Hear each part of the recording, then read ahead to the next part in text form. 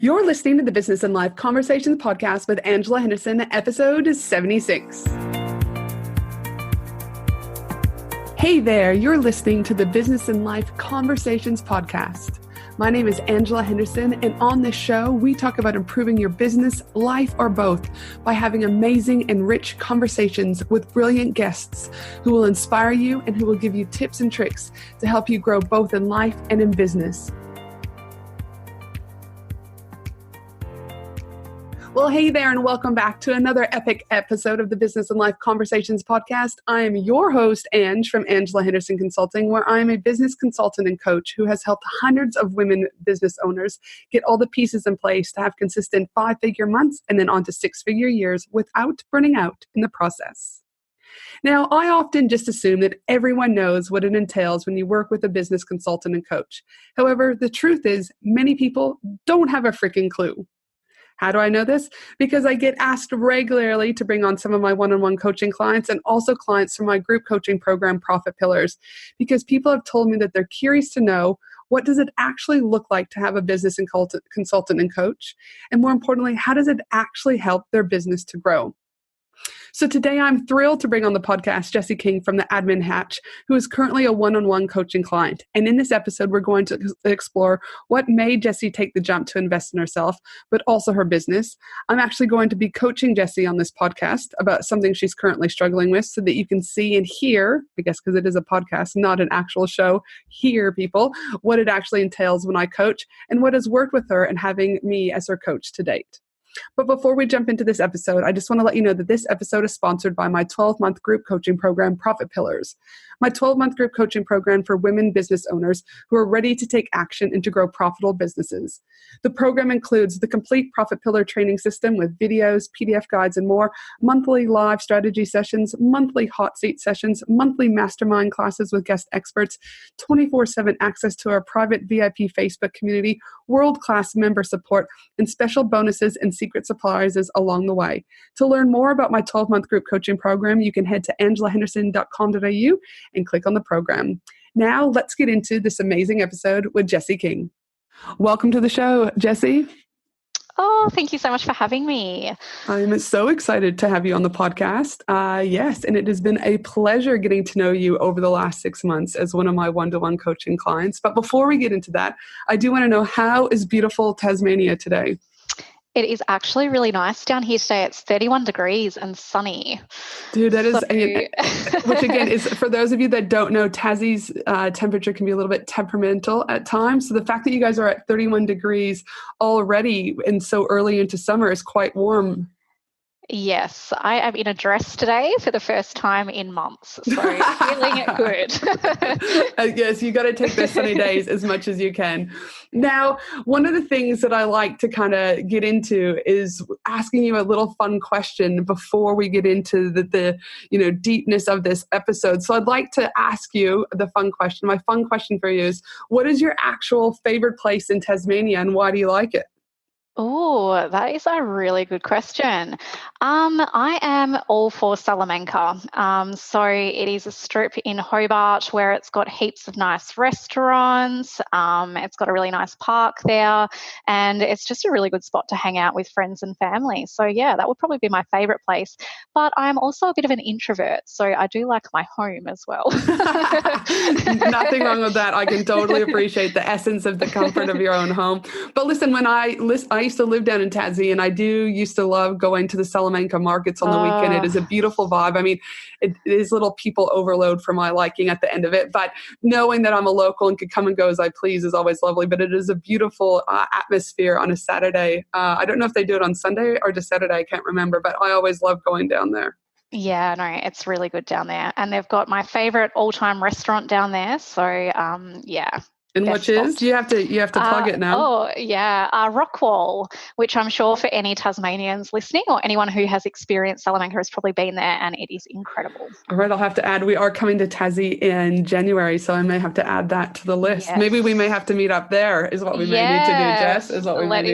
Let's do that. Now, listen, you and I've been your business consultant, coach for the last 6 months. And like I said at the beginning, it has been fabulous seeing you grow within these 6 months. You are actually one of the quickest action takers I know. All of my clients take action, but you're like next level action taker.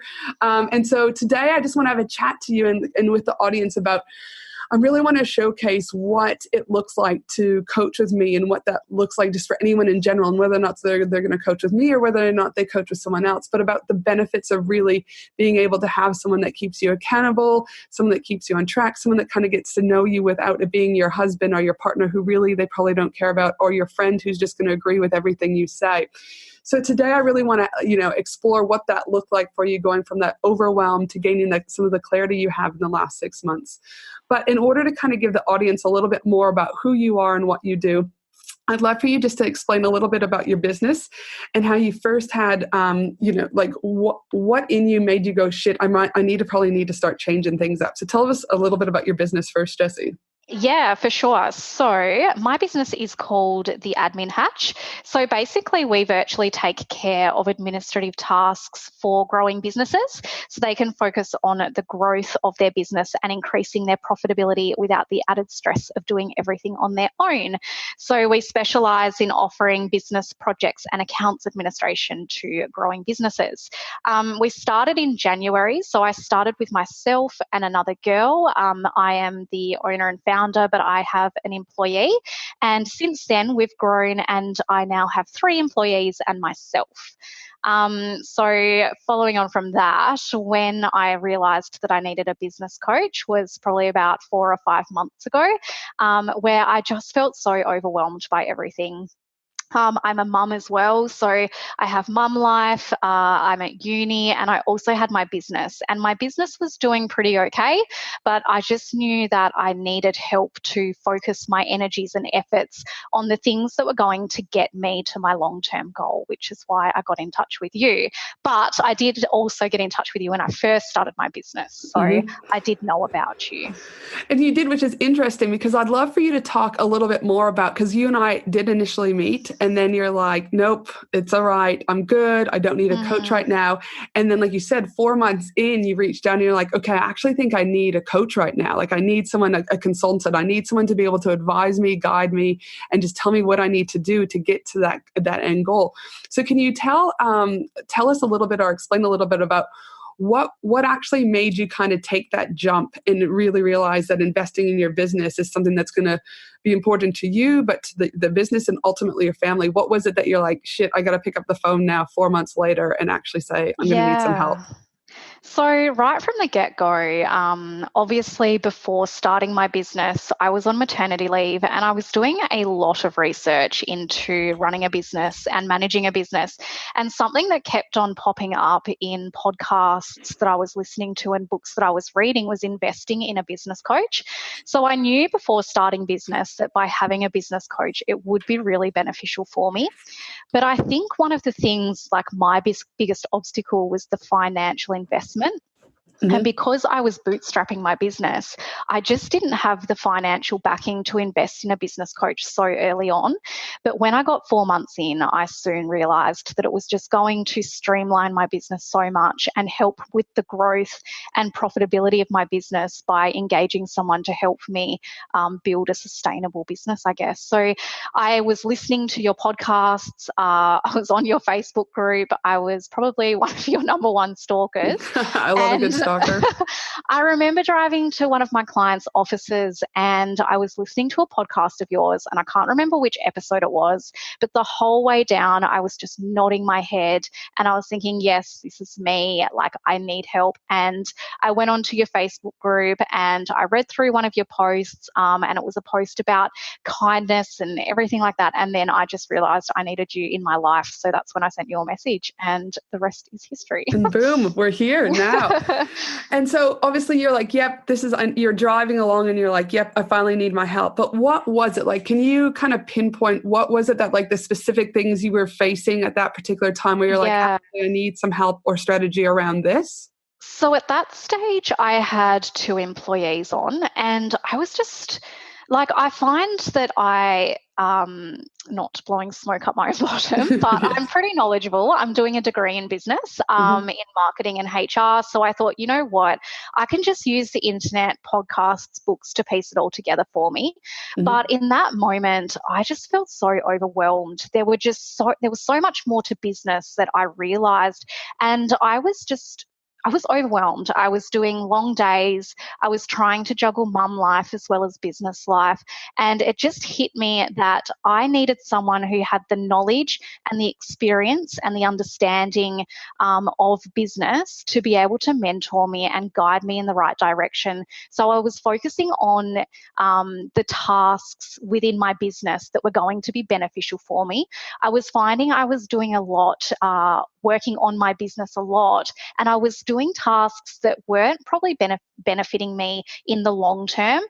So that's why I just knew in that moment I just needed some help with the chaos and with the overwhelm, and just to really hone in on what the service offering was that I was going to be providing, so then I could set myself up for success. And we can talk a little bit about that too. When you came to me, we had one particular ideal client and demographic, but in the last kind of 6 months, we've worked out actually they're probably not your ideal client. Would you agree?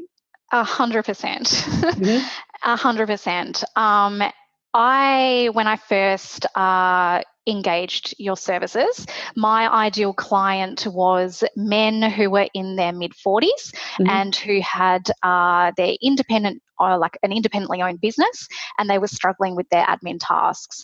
I soon realized that they are still my target market, but it is more growing businesses. My target market now are businesses who are in that growth stage, who need the support, so then they're not having to do it all on their own, and so they can grow and be profitable.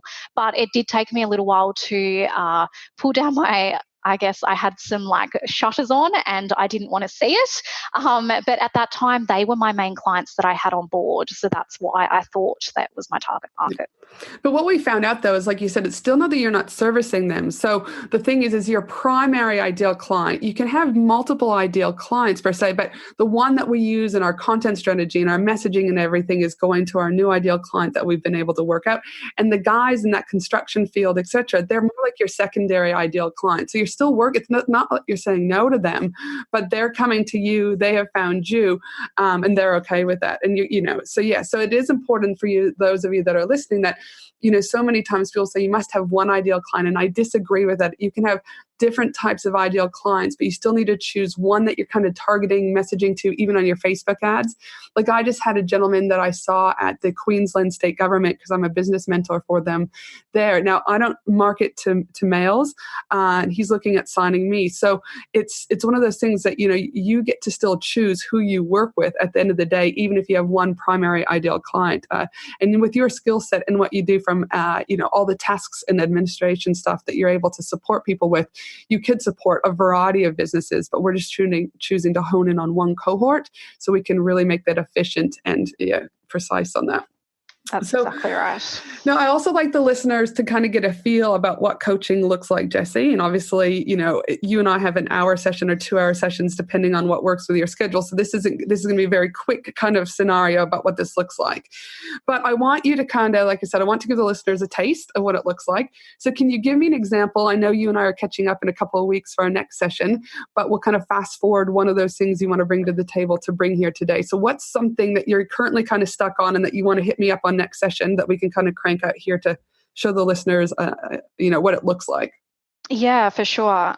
So obviously, I guess for me, just how we were talking about how I've come to realize that I have a few different types of ideal clients and my target market has shifted a little bit.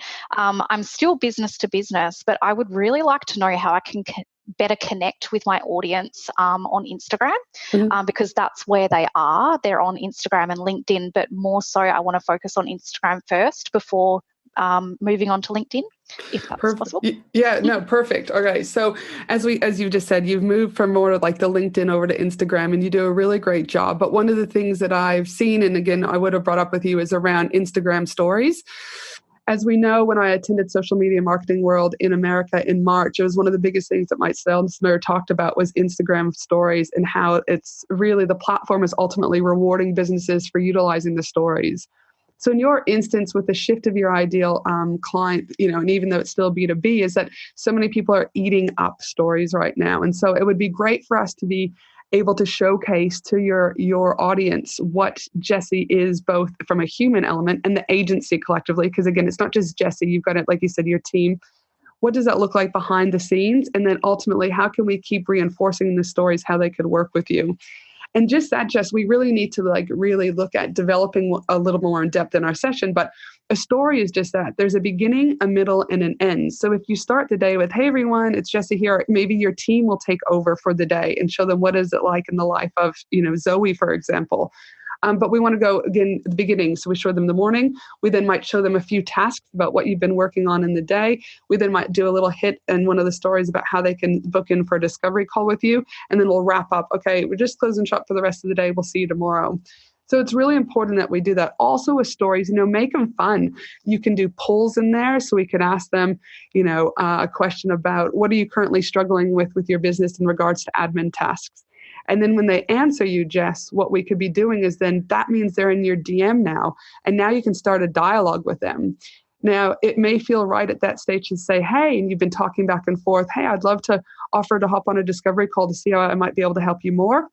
Or not everyone's going to be at that stage yet.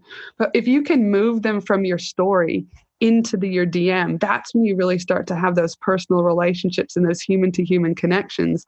And therefore, I'm a huge believer of people. I was just speaking at the retreat last weekend about conversations equal conversions. So the more conversations we can have with people in that DM and get them over to a discovery call, the more likely you are to get those conversions, Jess. So that's kind of a nutshell about how I would start to break that down. And then obviously in our session, we would be a little bit more in depth about what type of stories, what can we plan, what needs to go in them. But how does that feel for you? Yeah, good. Yeah. I definitely agree. And with Instagram stories, I should also note that what we can do is you can still add a location to your Instagram stories, and you can add up to 10 hashtags in your Instagram stories too. So people are still utilizing and looking for those. So, and you can hide those. So people are like, oh, I don't want to have 10 hashtags sitting there. We can minimize those hashtags behind some of your words so no one even knows they're there. So adding those hashtags in that location will also be an added bonus for us to increase your reach and visibility. Yeah, cool. So cool. All right. So we've got a little bit about how the coaching works. We've talked a little bit about your overwhelm and kind of gaining that clarity. I'd like to ask you again, and you can be as kind or not kind as you want. I'm totally okay with that. But what has been your favorite part with working with me as your business consultant and coach? Yeah, look, that's a really good question. Because there's lots of aspects I really enjoy. The biggest one for me is bringing me clarity, just going from a sort of like an organized hot mess to thinking that I knew what I was doing to now really feeling confident in my service offerings. But the biggest thing that I really enjoy working with you is that just having your support and knowing that you're there, and also that you aren't afraid to share your knowledge. And obviously, that's why I signed up with you, is because you were just giving away so much free content on your podcasts, in your Facebook groups, and also on your blog. So I thought, if that's what you're giving away to your audience, imagine what you're going to give away to your one-on-one clients. And I haven't been wrong. You're just not afraid to share your knowledge and your information that you have to help me grow and create and build a sustainable and profitable business. So that would be my favorite all-time thing. Your all-time. Well, thank you for that. And now for those listeners that are sitting on the fence going, yeah, yada, yada, the new year's coming, I need to change something. And listen, I'm all about, change and taking action and all that. But my thing is for those listeners sitting on the fence and wanting to work with a business coach or sign up for, say, a 12-month group coaching program that I have, what words of encouragement would you give to them? Just do it. Honestly, I wish I had have done it right from the very start, as most of your clients probably do, but that's not how it turned out. But my words of encouragement are listen for example, if it's going to be you, Ange, listen to your podcasts, read your blogs, join your Facebook group, and book in for that free 30-minute discovery call, because they're all the things that made me realize that you were the right fit for me and for my business, and you will not regret it. I have a long-term goal in place now, and within that we have lots of short-term goals to get to that, and it's just brought so much clarity to me, and I now know where I need to be spending my time, and my business has grown so much ever since I have engaged you as my business coach. Well, no, that's and there's lovely. things that we've done that I would not have been able to do on my own. So yeah, highly recommend. It is worth it. Well, thank you for that. And again, for those that are sitting on the fence, whether or not it's me or someone else, I always talk about test driving, right?